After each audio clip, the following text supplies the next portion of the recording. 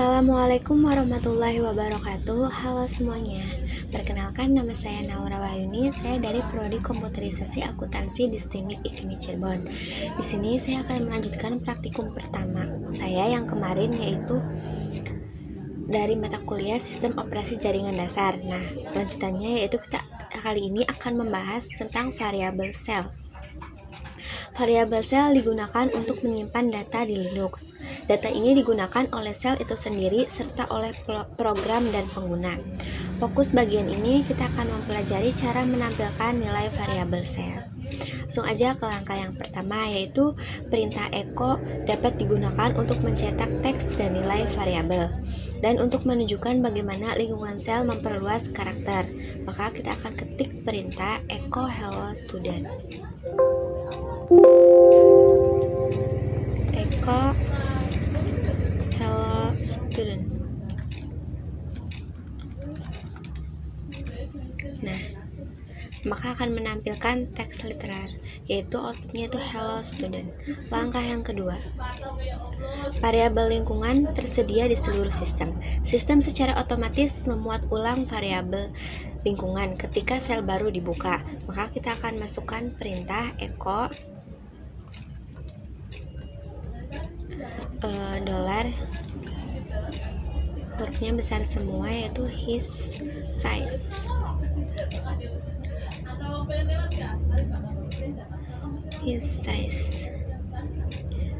Lalu enter. Nah, ini untuk menentukan berapa banyak perintah sebelumnya untuk disimpan dalam daftar riwayat, yaitu perintah sebelumnya yaitu 1000. Oke, langsung lanjut ke langkah yang ketiga. Ketik perintah echo, jangan lupa dolar, kemudian 4.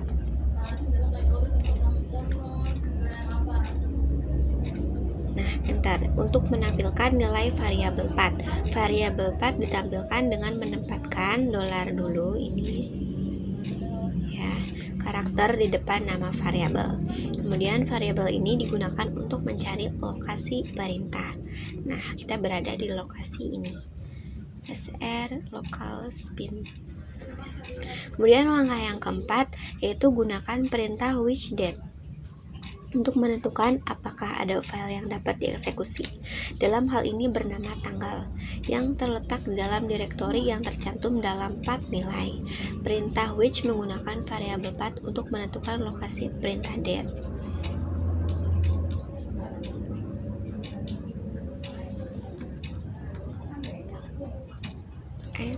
Hurufnya kecil ya, which.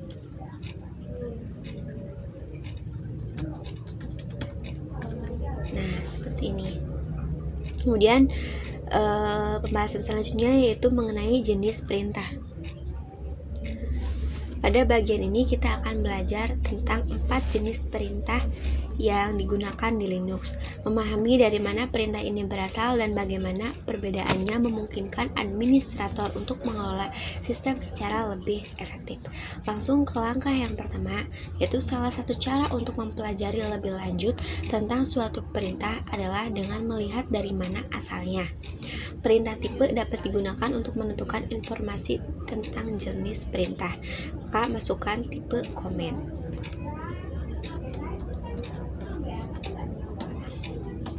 Kemudian enter.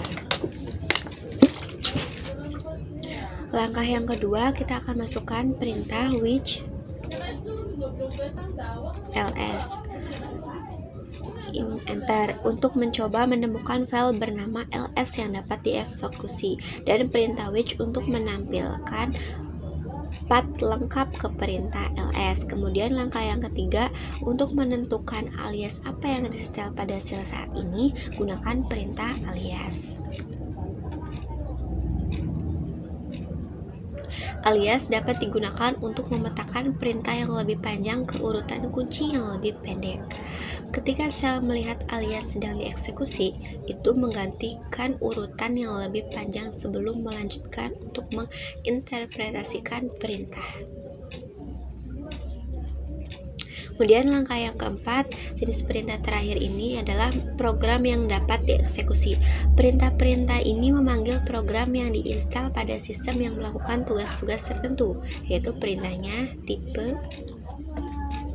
v enter cd bin enter tipe vlc enter cd enter. Nah, saat pengguna mengetik perintah v ini,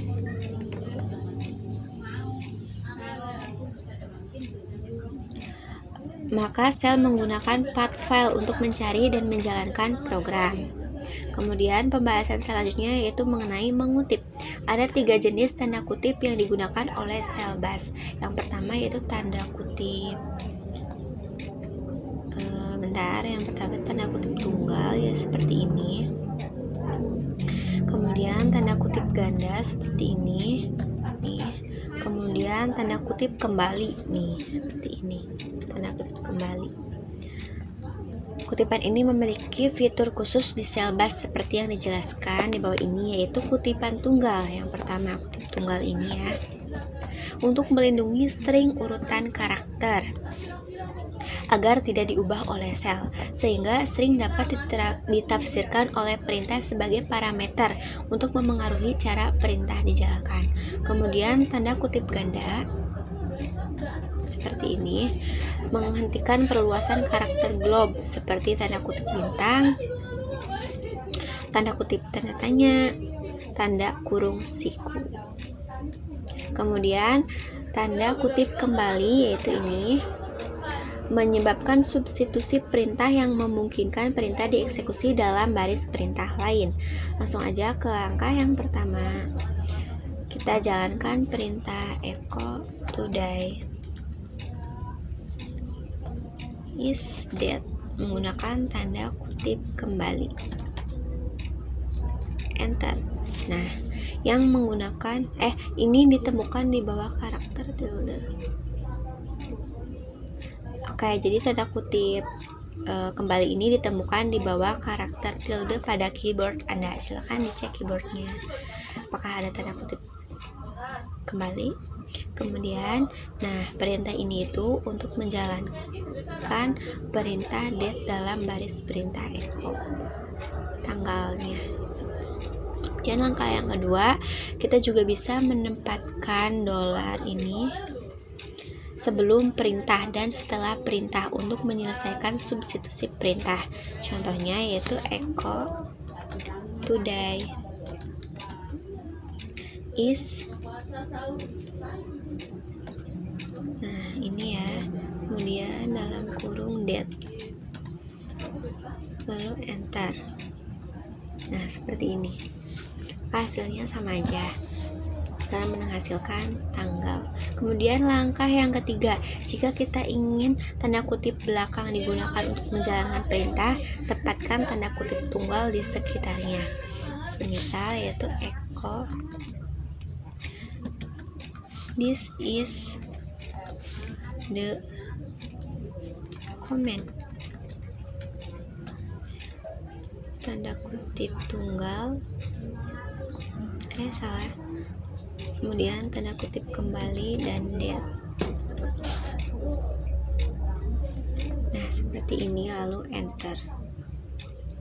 Kemudian langkah yang keempat, perhatikan bahwa kita juga dapat menempatkan karakter backslash di depan setiap karakter backward. Maka jalankan perintah echo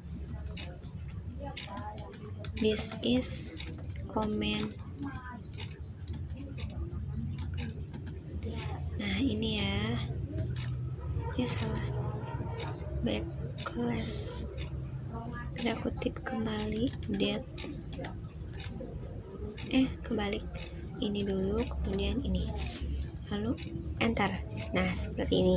Kemudian langkah yang kelima, karakter tanda kutip ganda tidak berpengaruh pada karakter tanda kutip balik. Sel masih akan menggunakannya sebagai substitusi perintah. Maka jalankan perintah echo this this is comment echo this is comment, this is the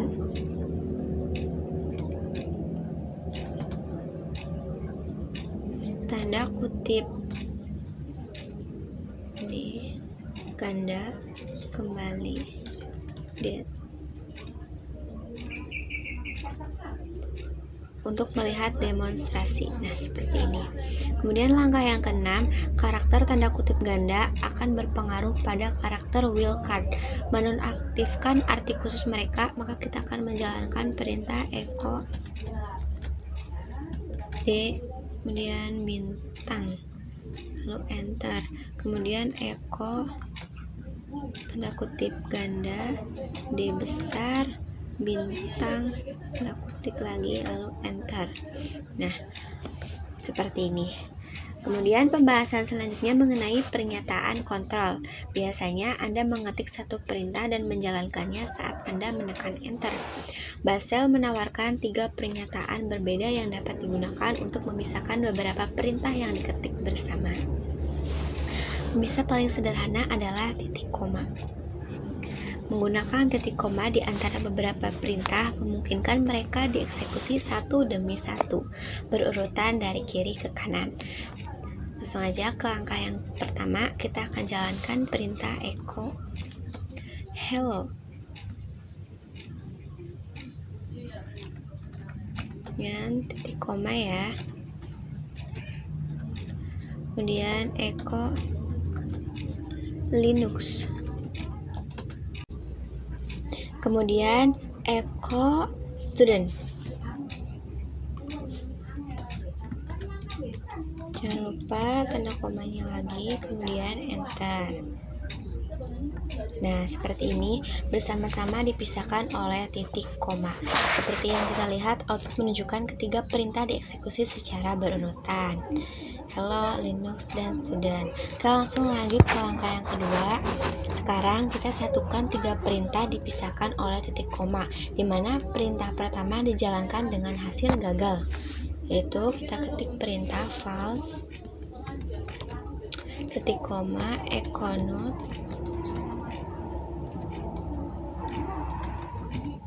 titik koma, kemudian echo kondisional titik koma, lalu enter.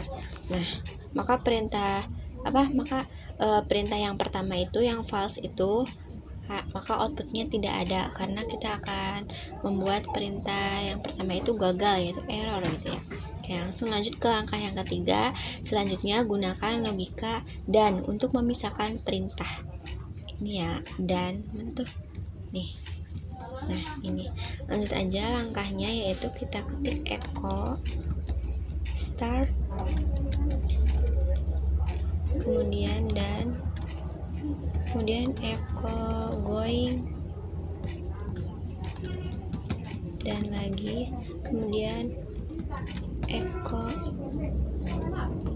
gone, pergi artinya, lalu enter. Nah, seperti ini, sama aja, maka akan menghasilkan perintah yang sama yang berurutan dengan dipisah-pisah.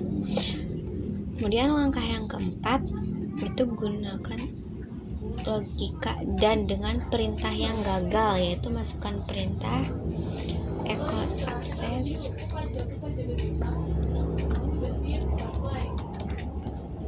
kemudian dan false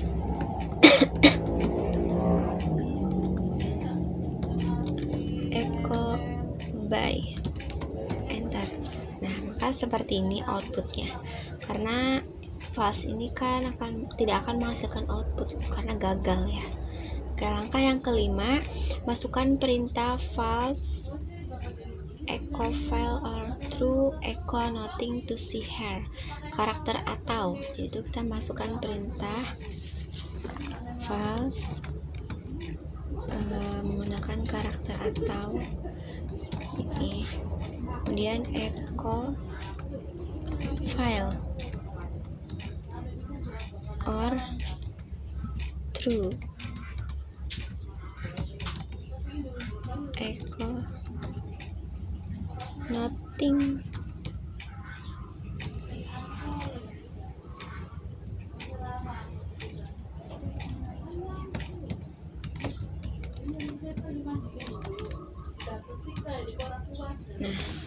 Cipher atau ini yang memisahkan perintah berikut menunjukkan bagaimana kegagalan sebelum pertanyaan atau menyebabkan perintah setelahnya dieksekusi. Namun pernyataan pertama yang berhasil menyebabkan perintah tidak dijalankan.